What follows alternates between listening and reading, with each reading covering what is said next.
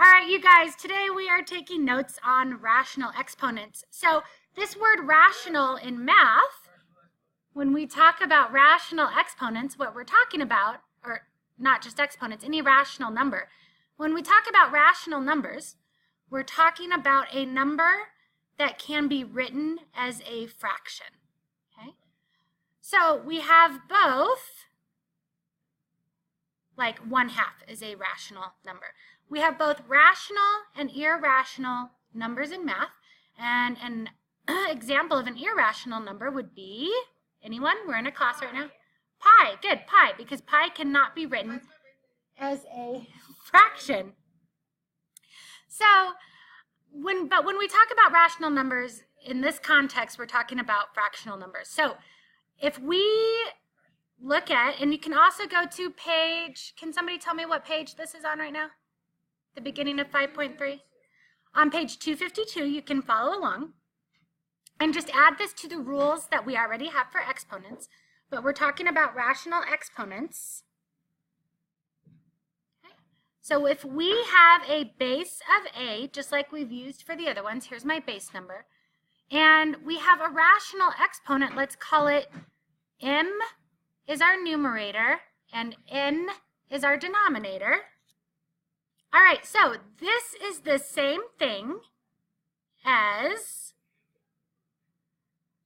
the n root of a to the m power. So the numerator goes on the inside of my radical sign and the denominator goes on the outside of my radical sign. What that looks like is if I have the square root of any value, let's just call it x. There's two parts. X is our base number. We still have an exponent, even if you can't see it, it's 1. And whenever you have a radical symbol, if it doesn't have a number on the outside, that means the square root, which is actually 2. So the square root of x is the same thing as x to the 1/2 power. All right, so let's do some practice. Let's do some more practice problems. What if I have, and do these with me in your notes, what if I have the cubed root, so I have a 3 out here, the cubed root of x to the 7th power. Okay, so we want to rewrite this, and this is going to become really important when you do calculus because it's much easier to do your differential equations if you have just exponents and not roots. So you want to be able to turn these into numbers that have just exponents. So this is the same as x to the 7/3 power. Okay, remember the root number that's on the outside, the root number is what becomes the denominator. The way I remember this is that when you think of roots, you think of the ground or underneath, and they're underneath, the denominator is underneath the numerator. So if that helps you to remember that. But what else can we do with this? Let's solve a problem. If we have x, let's say x to the 7/3 power equals 12, and we want to solve for x, I'll show you what you can do. You don't need to write down this next problem, but over here on the side, I'm going to do something that we learned how to do hopefully in middle school, which is if I have 2/3 times x, let's say that equals 4, and I want to solve for x, I want to multiply this by the inverse of 2/3, which is 3/2. Okay? Why do I want to do that? Because if I multiply by the inverse, I get 2 times 3, which is 6. 2 times 3, which is 6. Now I have 6/6, which is the same as 1. So it's a way to cancel out what's happening over here.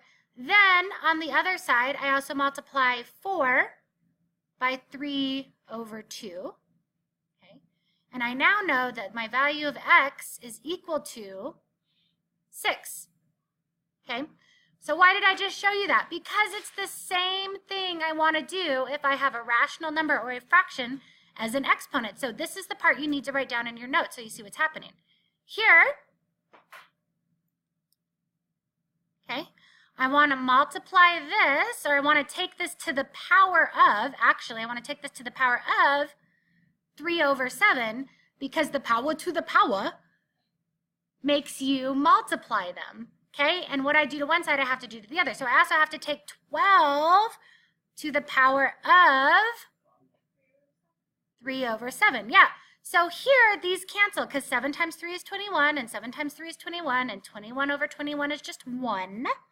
So here I have x is equal to, and then you're going to need to get, let me see if I can put my calculator, 12 to the 3 over 7 power.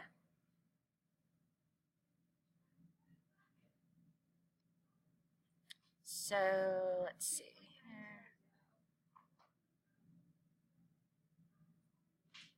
12 to the power of, and now this is an old school calculator, so I'm going to put parentheses, and then 3 divided by 7, enter, 2 point, remember when in doubt, go to at least the hundredth spot, but here that's a 0 anyway, so it's going to be approximately, oops, approximately 2.9. Okay. Now, what I want everyone to do, and 10th graders, you too, at home when you're watching this, is let's do problem number 1 from the homework. So problem number 1 is you're going to be matching some things. And this is on page 256, problem number 1. I'm going to pause it here. We're going to do it in class, and then I'll post the answers up here, okay? So problem number 1, you're getting part of your homework done. Go. All right, you guys, if you look at question number 1A, my suggestion would be to turn everything into something that has an exponent, because you can't compare unless it looks the same. So I did A already, is the 5th root of x squared, right? The root is 5, so that goes on the denominator. It's still x squared, so that's on the numerator. And now I have x to the 2/5. I know it's the same thing as x to the 2/5, so I know that A matches to J. It actually matches to another one also, but I'm going to let you try to figure that out. Please do try to figure it out. I'm going to pause and then put the answers down for you, but try this on your own first. All right, welcome back, everybody. Here are the answers we came up with in class.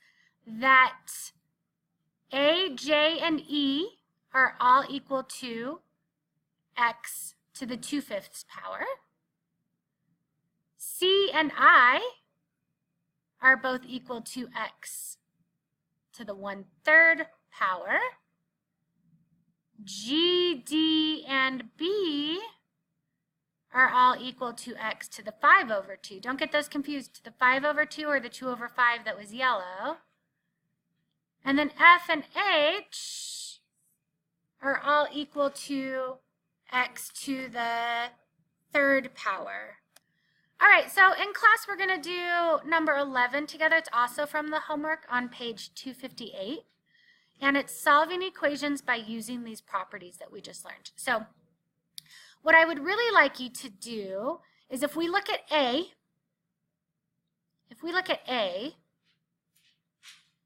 I'm going to write it down. 9 times the 5th root of x plus 4 equals 17.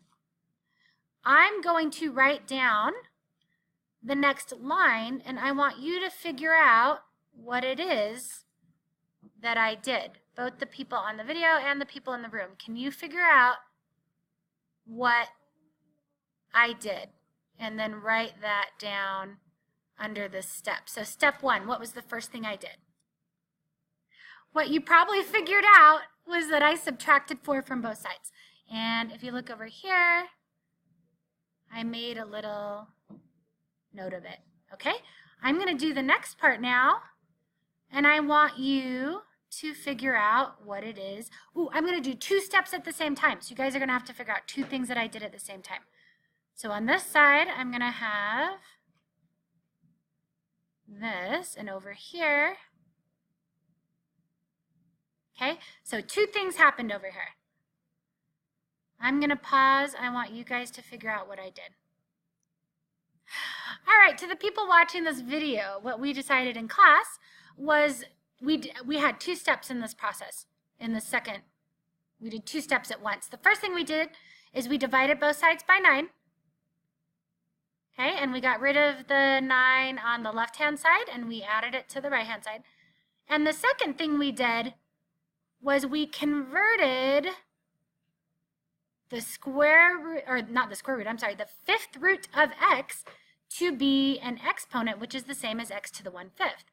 Now, the last step, in order to get x by itself, remember we're going to take this 1/5 power to the 5/1 power. We're going to take it to the power of the inverse of the exponent. And what you do to one side, you have to do to the other. So we're going to take 13/9 to the 5th power. So over here, we now have x to the 1st power, which is the same as just x, the power to the power, is equal to, and in your calculator, you're going to put, just like this parenthesis, the fraction has to go in a parenthesis, 13 divided by 9, caret to the power of 5. Okay, enter. I'm going to round 6.29. So this is, x is approximately 6.29. Okay, so what did we do? Let's write that step down really quick. We we took it to the power of the inverse exponent